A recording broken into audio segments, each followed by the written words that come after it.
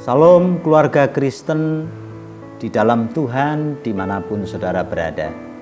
Bertemu lagi dengan saya dalam Sate Online, sharing santai online yang membicarakan tentang topik-topik keluarga.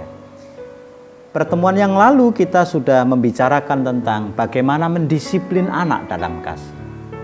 Dan hari ini kita akan membicarakan tentang topik bagaimana membangun komunikasi dengan anak. Atau kita juga harus membicarakan hal yang paling dasar. Apa yang menjadi natur komunikasi itu?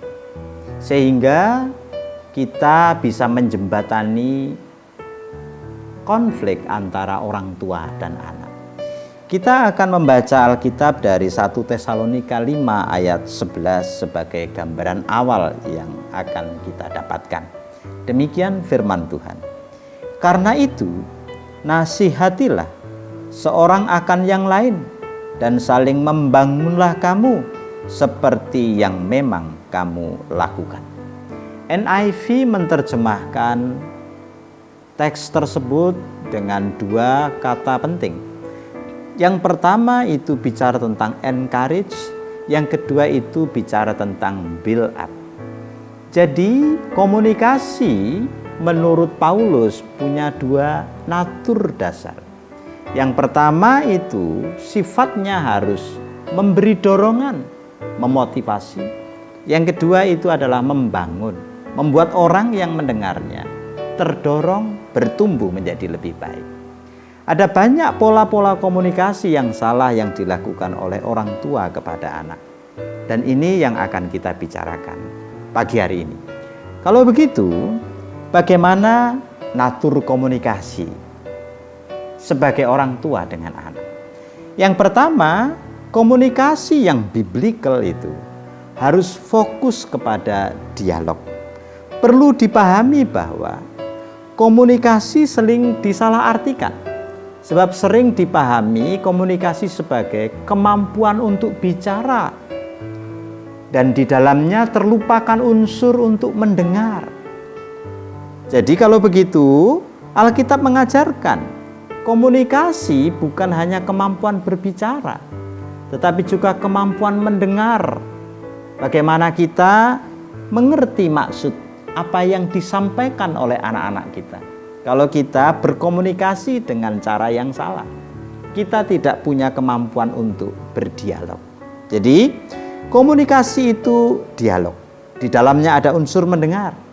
Dan terlalu sering kita tidak memberi ruang kepada anak-anak untuk kita mendengar apa yang mereka maksud, mendengar apa yang mereka mau katakan, dan kita terlalu terburu-buru untuk mengajari, terlalu terburu-buru untuk mengoreksi, memberikan penilaian, bahkan yang paling berbahaya, memberikan penghakiman. Jadi kalau begitu, kita tidak boleh melakukan pengasuhan seperti itu. Kalau mau membangun hubungan yang sehat dengan anak-anak kita, komunikasi adalah kuncinya. Dan komunikasi berarti fokus kepada dialog, kasih ruang untuk mendengar. Yang kedua, komunikasi bukan hanya fokus pada dialog, tetapi juga fokus kepada upaya untuk memahami. Seperti yang saya katakan tadi, ada kecenderungan sebagai orang tua, kita ingin mengajari, kita ingin memberi penilaian, kita ingin memberitahu tentang apapun yang kemudian anak kita bicarakan dengan kita.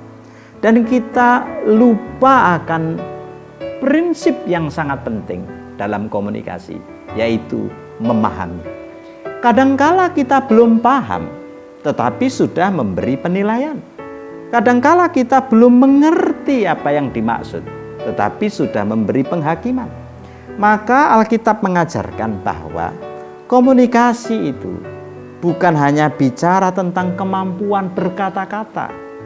Yang pertama adalah kemampuan mendengar. Yang kedua adalah kemampuan memahami. Pahami apa yang dikatakan anak. Dengar suara hatinya. Dan mengerti apa yang dirasakannya. Bahkan mungkin itu tidak dikatakannya, tetapi melalui gerak-gerik tubuhnya kita ikut merasakannya. Jadi kalau kita membaca misalkan Ibrani pasal 2 ayat yang ke-18, maka di sana dikatakan, sebab oleh karena ia sendiri telah menderita karena pencobaan, maka ia dapat menolong mereka yang dicobai. Ini bicara tentang Yesus yang turun jadi manusia. Ia memahami kondisi manusia. Bahkan ayat itu mengajarkan, ia ikut merasa lapar, ia ikut merasa menderita seperti yang dirasakan manusia. Yesus melakukan komunikasi yang terbaik, yaitu jadi manusia, berinkarnasi. Untuk apa? Memahami manusia. Jika dia tidak melakukan itu, maka dia tidak mengerti apa yang dialami manusia. Dia memberi teladan kepada kita. Komunikasi itu harus punya sifat inkarnasional seperti Yesus. Kamu harus berupaya mengalami apa yang dia derita, mengalami apa yang dia rasakan. Dan dengan itu kita akan paham apa yang menjadi pembicaraan anak-anak kita kepada kita. Jadi hari ini kita bicara singkat tentang natur mengembangkan komunikasi antara orang tua dan anak. Komunikasi bukan kecakapan berkata-kata, tetapi komunikasi adalah kemampuan berdialog, beri ruang untuk mendengar. Yang kedua, beri ruang untuk memahami. Jangan dulu menghakimi, jangan dulu berkata-kata, dan beri kesempatan untuk banyak memahami emosi anak-anak kita, supaya kita mengerti apa yang dia rasakan, yang dia pikirkan. Kiranya Tuhan memberkati seluruh keluarga-keluarga Kristen dan mempraktekkan komunikasi yang inkarnasional seperti yang Yesus lakukan. Jika ada diskusi, saudara boleh mengisi kolom komentar yang disediakan. Salam, Tuhan memberkati.